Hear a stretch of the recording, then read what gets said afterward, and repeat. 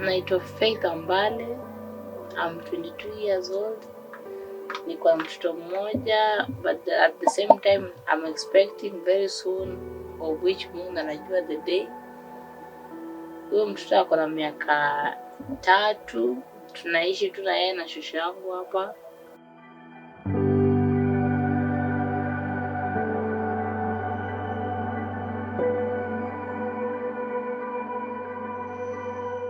Mamangu alikuwa anafanya kazi ya hoteli, so na yeye alikuwa anafanya jua kali zake, so kwa ile harakati unaserve mtu chakula, unampelekea chakula, hapo ndio tukaanza kujuana na yeye. Na kujuana kwangu na yeye ni rafiki yangu tu alifanya nikajuana na yeye. Tena si ati ni ile kujuana azini, tulikuwa tunajuana tu kwa biashara peke yake, nimletee chakula na anipatie pesa, basi ni hivyo tu. My name is Tilda Martin ma'am. Na dream yangu nikiwa shule nilikuwa nataka kuwa pilot, na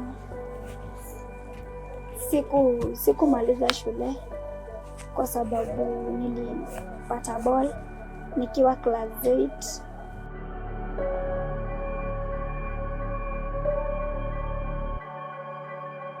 My name is Apollo Moreke. I work with Miss Koch Kenya as the head of programs. And in this particular project, I am the project coordinator. The project was funded under the AGPP program of CRVPF, Adolescent Girl Power Program of Children Rights and Violence Protection Fund, an organization that is the donor agency. Now, we were funded as a cluster where we have a membership of 3 organizations: Footprints for Change, who is the cluster chair. Then we have Miss Koch Kenya, who is the secretary of the cluster, and Women United for Social Transformation, WUSTRA, who in this particular project help us mobilize and organize all field activities. Now, the Learning and Planning Grant was granted to us for a period of 6 months, and during these 6 months we were expected to do 4 main activities that we did very well. So the first activity was to build partnership amongst the members of the cluster, and this consisted various meetings with the cluster members, rotational meetings and cluster exchange meetings, where we actually endeavor to learn from each other as much as possible to build trust, because really our work is built on trust amongst each other. Secondly, we had an activity around identifying the project location, and under this we actually did 3 other things that befall this particular activity, sub-activities.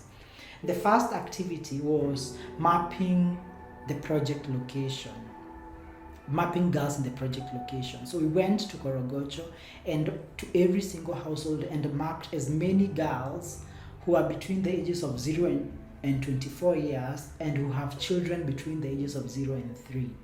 And this is because they're the target beneficiaries of this particular project. Secondly, we mapped all organizations or institutions that in one way or the other contribute to the well-being of their teen mother in Korogocho. These are hospitals, these are schools, daycare centers, anything that touches on the life of this girl, we mapped them as a way of helping us create a referral pathway for helping these girls thrive in the community in the future. Finally, we did community consultation meetings where we actually met community leaders, both formal and informal, and engaged these leaders around educating us or enlightening us on things they've done before and worked or did not work, as well as acquiring commitments from them on how they were going to support this work once we start this work in the future.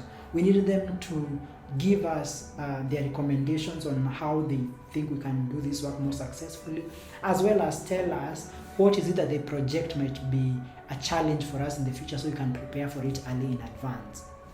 We had our third activity, which is the power analysis sessions. Now, these sessions, we were first trained ourselves by CRVPF, then later we came to implement this in the field. And how we did this is we brought about 470 girls in a single location, in a central location, and we engaged all these girls through the 5 power analysis tools.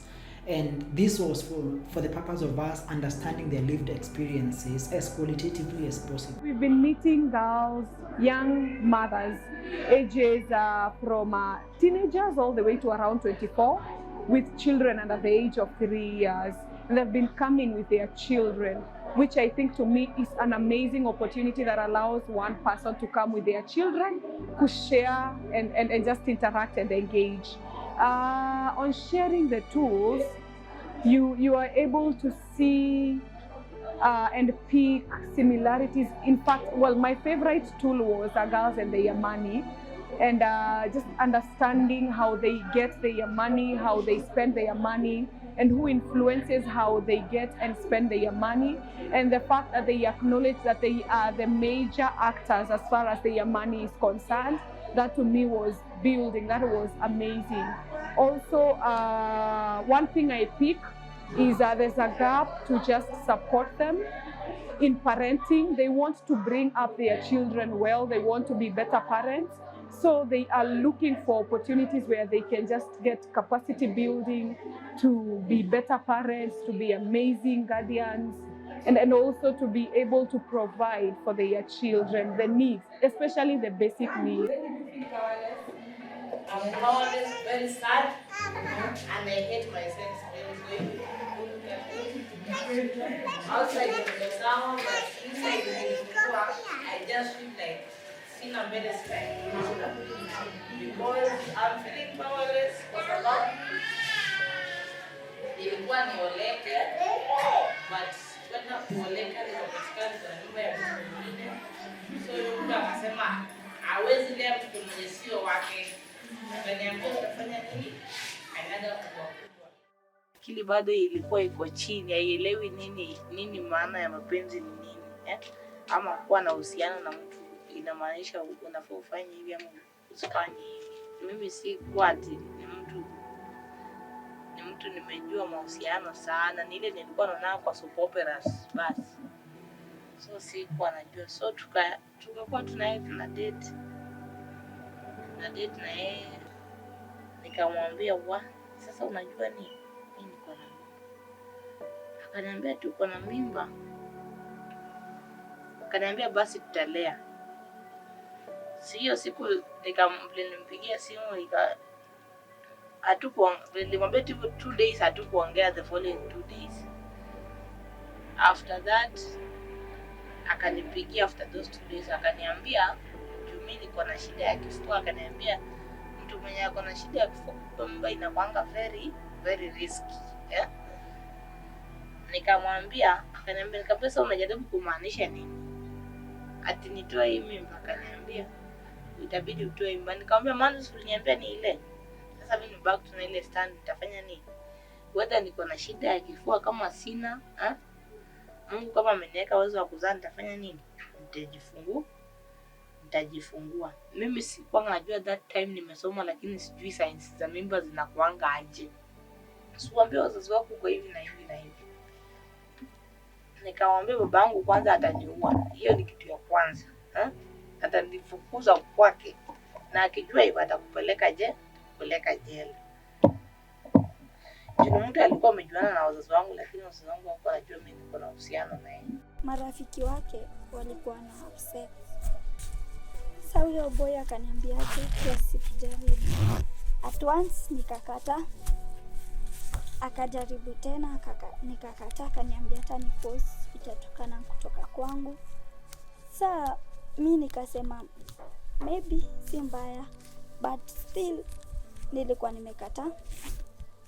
Marafiki wangu mademo kakamu wakaniambia si vibaya kujaribu mara moja.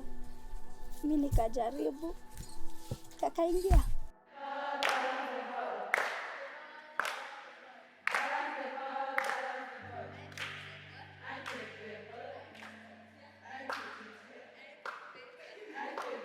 Mimi naitwa Asha.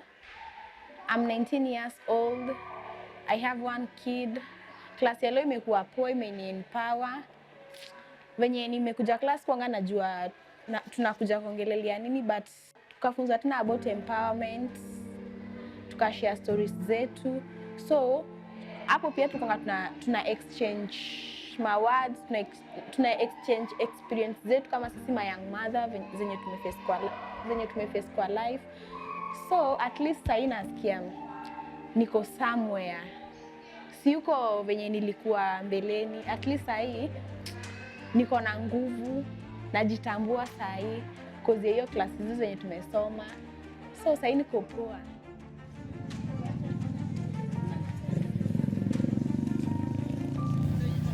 Nikaambia mama yangu niko hivi na hivi, akaniambia baba ni nani? Nikashindwa kumwambia.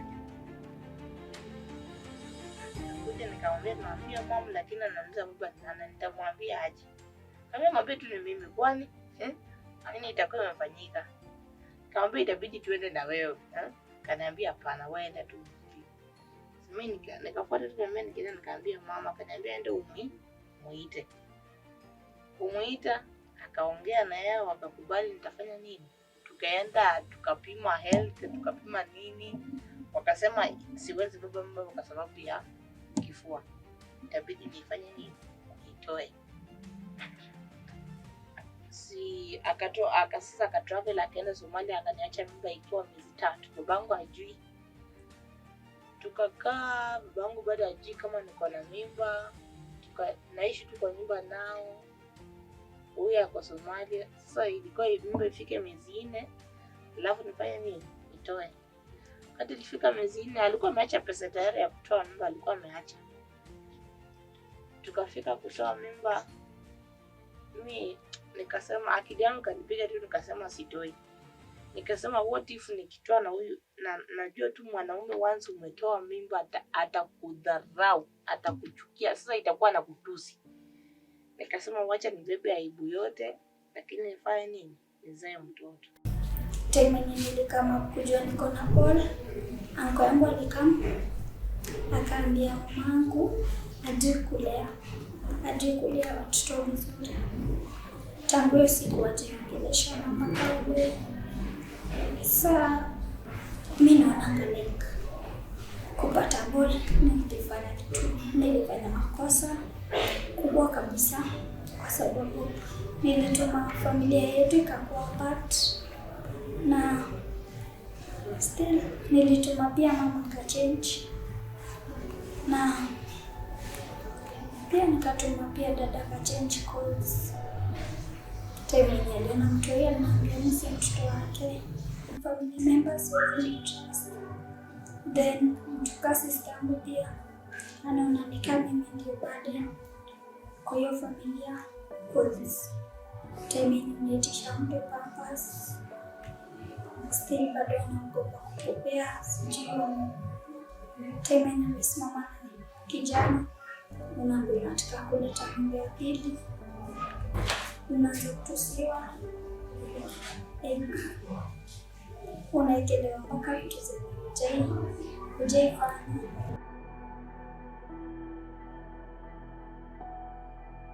So in this particular instance, we were not interested in the numbers, we were interested in the quality of their stories, in the truth of their lived experiences, and in helping understand what interventions they themselves think might work in the future.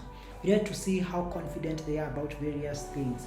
We also needed to see where they feel safe within the community, because we intended to identify as many safe spaces for them as possible for when we start implementing this project in the future. We noticed that the children 0 to 3 years, born of the adolescents, face more problems like the children 0 to 3 years, born of women who are above 25 and above, because they are both children. And if this adolescent is not taken care of, the child is not taken care of. So if you take care of this adolescent, she's also able to take care of the child. And remember, both of these children are all dependent on their caregivers. Mama kasema nimeenda akaenda akakunywa karudi. Ile yenye amerudi akapata sister yangu akishika mtoto nikimwambia bwana mtoto anakika. Mama kaniambia wewe sijui na mshoni mdogo mkubwa. Akachukua kisa. Ile akapointe yenye alikuwa anasema mimi naweza kuzalisha anachukua kisu anataka kuniingiza kwa private part, anataka kunizalisha. Nikakataa, akachukua hiyo kisu bado, akasema anaweza niua na wewe mtoto mwenye ako ndani yangu, juu hiyo ndo anatuma tuteseke. Ikafika nimeenda kujifungua, ilikuwa wakati wa corona 2020. Ndio nilijifungua mtoto 2020 mwezi wa 4 tarehe 1. Hiyo wakati hana pesa hana nini, nikakuwa nalinda mama vizuri. Nikazaa. Ikafika place mama anakunywa, anatufukuza nje na mtoto. Na mtoto ako na miezi 6 7 hivi. Anatufukuza nje. Saa 7 usiku na mtoto. Na anatuambia tusirudi huko. Sisi si wake. Nilikuwa inabidi natoka. Tunatoka Kozuki kata hata kuchapa. So mpaka sister yangu ilikuwa inabidi anaamka na kuuliza nini. Cause that time nyumba yetu ilikuwa na karakani vita. Wakati nilienda clinic mwisho, waliniambia mimba iko na complications, itabidi uende scanning. Sina pesa ya scanning.